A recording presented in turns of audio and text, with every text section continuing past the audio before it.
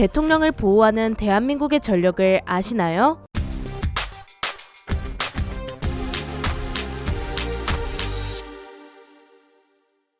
안녕하세요. 지식스토리입니다. 이번에는 우리나라의 대통령을 경호하는 모든 전력에 대해 알아보도록 하겠습니다. 지난 2019년 극우 성향의 모 사이트에서 한 게시글이 올라왔는데요. 바로 대한민국 대통령의 암살을 예고하는 글이었습니다. 게시자는 문 대통령을 암살하기 위해 불법으로 권총을 구매했다며 총기와 실탄 사진을 올렸죠. 우리나라 수사기관은 곧바로 조사에 착수했습니다. 결론적으로 관심을 끌기 위해 자극적으로 꾸며낸 글로 판명되었습니다. 총 사진도 다른 곳에서 퍼온 사진이었죠. 하지만 만약 이 글이 장난이 아니었다면, 실제로 대통령의 암살을 준비하던 사람이었다면 우리나라는 과연 이 사건을 막아낼 수 있을까요? 한 나라 수장의 안전은 곧 그 나라의 안보와 직결됩니다. 나라의 원수가 목숨을 위협받는 나라는 절대 치안이 안전하다고 할 수 없겠죠. 그래서 많은 나라는 자국의 원수를 지키기 위해 큰 노력을 기울이고 있는데요. 이는 우리나라도 마찬가지입니다. 우리나라는 과거 경찰청이나 중앙정보부 등 외부 기관에서 경호 인력을 파견해 대통령과 국가 주요 인사의 안전을 책임졌습니다. 그리고 1963년 대통령만 전문적으로 경호하는 기관인 대통령 경호실이 창설되죠. 이후 몇 번의 조직 개편이 이루어졌고 현재는 대통령 경호처라는 이름으로 대통령의 안전을 책임지고 있습니다. 이곳에 속한 인원들은 특정직 공무원으로 분류되는데요. 특정직 공무원이란 일반 행정 업무가 아닌 법이나 치안 등 특수한 임무를 수행하는 공무원을 뜻하죠. 대통령 경호처의 경호원은 특정직 중 경호 공무원에 속합니다. 경호원들의 수장인 경호처장은 차관급 인사이죠. 그럼 어떤 사람들이 이들의 보호를 받을까요? 먼저 우리나라의 현직 대통령과 그 가족들입니다. 또는 당선은 되었지만 아직 임명되지 않은 대통령 당선인과 그 가족들도 경호 대상에 포함되죠. 그리고 퇴임한 대통령도 10년간 경호를 받게 됩니다. 혹은 모종의 이유로 현직 대통령에게 문제가 발생해 대통령 권한대행이 대통령직을 수행한다면 권한대행과 그 가족들도 경호 대상에 포함됩니다. 또 한국을 방문한 외국의 원수와 그 배우자, 이 밖에 경호가 필요하다고 인정되는 국내외 요인까지 대통령 경호처의 경호 대상이죠. 즉 무슨 일이 생긴다면 국가가 타격을 입을 수 있는 주요 인사들을 경호하는 것입니다. 이렇게 아주 중요한 사람들을 경호해야 하는데 실수가 생기면 안 되는데요. 대통령 경호처는 좀 더 완벽하고 확실한 경호를 위해 해외 각국의 경호기관과 상호 협력하며 경호 시스템을 다져가고 있습니다. 특히 미국의 비밀 경호대 등 각국의 우수한 경호기관과 긴밀한 관계를 유지하고 있죠. 지난 2010년에는 서울에서 국제경호 책임자 총회가 열리기도 했는데요.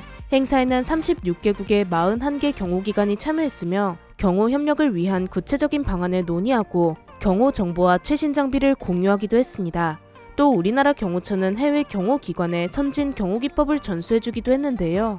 우즈베키스탄이나 캄보디아, 카타르, 베트남 등 각국의 경호기관이 참여해 우리나라의 경호 시스템을 배워갔죠. 사실 우리나라의 경호처가 처음부터 이렇게 내보일 만한 수준은 아니었습니다.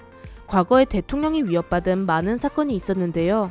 먼저 1968년의 1.2.1 사태에서는 북한에서 청와대와 대통령의 목을 노리고 무장공비를 투입했습니다.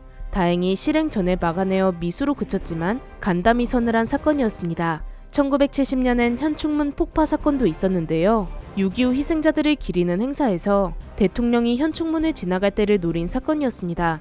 그런데 무장 공비들이 폭탄을 설치하다가 실수로 터뜨려버려서 이것도 미수에 그쳤습니다. 1974년에는 영부인 유경수 여사 피격 사건이, 1979년에는 박정희 대통령 시해 사건이 있었습니다. 마지막으로 1983년엔 미얀마의 아웅산 묘소 폭파 사건이 있었습니다. 당시 북한 특수공작조가 미얀마에 방문한 우리나라 대통령을 시해할 목적으로 묘소 천장에 폭발물을 설치했는데요. 이때는 예행연습 도중 폭탄이 터져 대통령이 사망하는 사고로 이어지진 않았지만 무려 17명의 국가 주요 인사가 순직하는 참담한 결과를 낳았습니다. 이런 참사를 겪으며 우리나라의 경호 시스템이 점점 발전했는데요. 청와대의 안전을 강화하기 위해 특별 경비지구가 지정되기도 했고 청와대 외벽과 바리케이드 등 경비시설의 증설과 외곽 경계가 강화되기도 했습니다. 그리고 폭발물 탐지를 맡는 검측부와 무선 원격 폭발물을 탐지하기 위한 특수 통신 장비를 도입하기도 했죠. 또 경호 교리와 기법을 개선하고 장비를 선진화하며 측근도 예외로 두지 않는 원칙적인 경호 시스템을 도입했습니다. 대통령의 해외 순방 시엔 상대국의 경호 수준에 맞게 적극적인 경호와 예외 없는 검측을 시행합니다. 그리고 모터케이드와 기만 대형 등의 위장 경호 기법까지 도입해 주요 인사를 보호하죠. 여기서 모터케이드, 기만 대형? 이런 말은 무엇일까요? 바로 대통령 등의 주요 인사가 이동할 때 행하는 기동 경호 전술로 경찰이 선두에서 안내하며 대통령과 수행원, 경호원들이 탄 차량이 줄지어 이동하는 것을 뜻합니다. 이들은 저격의 위험을 최소화하기 위해 출발 후 도착할 때까지 절대 멈추지 않습니다. 그렇기에 미리 이동 경로를 파악해야 하며 경찰과 협력해서 신호등을 조작하는 등 많은 인원이 투입되는 경호 전술 중 하나이죠. 그리고 해외에서도 예외 없이 적극적인 경호를 한다고 했는데요. 우리나라 경호처는 세계에서도 빡빡하기로 유명합니다. 지난 2012년 우리나라 대통령이 덴마크에 방문한 적이 있는데 우리나라 경호처는 항공기의 부품 상태와 내구성, 비상시 불시착 계획 등 유난스러울 정도로 철저하게 대비했습니다. 심지어 UDT 출신 요원은 잠수복만 입고 북극 바닷속으로 들어가 얼음의 강도와 지형을 살피기도 했습니다. 이렇게 혀를 내두를 정도로 꼼꼼하게 대비하다 보니 덴마크 측에선 무려 왕세자가 함께 다닐 텐데 뭐가 그렇게 걱정이냐며 불만을 표출하기도 했지만 덕분에 안전했다, 세계 최고의 경호다 라며 칭찬을 하기도 했습니다. 그럼 이런 경호를 만들어주는 장비에는 어떤 것들이 있을까요? 먼저 대통령과 귀빈이 탑승하는 각종 1호 장비 중 의전 차량에 대해 살펴보면 현재 우리나라 대통령의 의전 차량은 현대자동차가 만든 에쿠스입니다. 강화 유리와 판금, 탄소 섬유 등으로 제작되어 있어 총알이나 수류탄은 충분히 방어할 수 있습니다. 또 혹시 모를 화생방 상황에 대비해 독립적인 산소 공급 장치를 갖추고 있죠. 심지어 타이어가 터져도 정상적으로 주행할 수 있습니다. 그리고 대통령 전용기는 미국의 보잉에서 만든 B747-400을 사용하고 있는데요. 명칭은 대한민국 공군 1호기입니다. 또 대통령만 탑승하는 전용 열차도 존재합니다. KTX2라는 기종으로 트레인1이라고 불리죠. 트레인1은 총 8칸으로 구성되어 있으며 그중 한 칸은 대통령 전용 집무용 객차로 달리는 집무실이라는 별칭이 붙기도 했습니다. 이 집무용 객차는 당연히 방탄 처리가 되어 있습니다. 혹시 KTX로 갈 수 없는 구간은 대통령 전용 새마을호인 경복호로 이동하죠. 이 밖에 대통령 전용 헬기도 운용하고 있습니다. 그럼 경호처의 경호원들은 어떤 무기를 들고 다닐까요? 대통령 경호처는 군대와 경찰, 교도관, 국정원에 이어 합법적으로 총기를 사용할 수 있는 집단인데요. 먼저 기본 화기로 글록 시리즈와 베레타 PX4라는 권총을 사용합니다. 그리고 때에 따라 MP5와 MP7과 같은 기관단 총을 운용하기도 합니다. 특히 대통령 경호처의 CAT 테러 대응팀은 경호 및 의전 활동에서 HK416 등의 돌격 소총으로 중무장하기도 하죠. 그리고 경호원들을 보면 네모난 007 가방을 들고 다니는데요. 이 안에 대체 뭐가 들었는지 궁금하지 않으신가요? 바로 유사시를 대비하기 위한 기관단총이 들어있습니다. 이를 이용해 테러에 즉각적으로 대응할 수도 있고 또는 빈 가방을 펼쳐 방패로 이용할 수도 있죠. 그리고 방탄 효과는 없지만 유사시 적의 시야를 차단해 귀빈을 보호하기 위한 우산을 들고 다니기도 합니다. 대통령 경호처는 장비만 뛰어난 것이 아닙니다. 경호원 개개인의 능력도 정말 엄청난데 다들 신체와 무도 능력이 대한민국에서 내로라 하는 수준입니다. 청와대 경호원은 1인당 무도 단수가 무려 5단 이상이죠.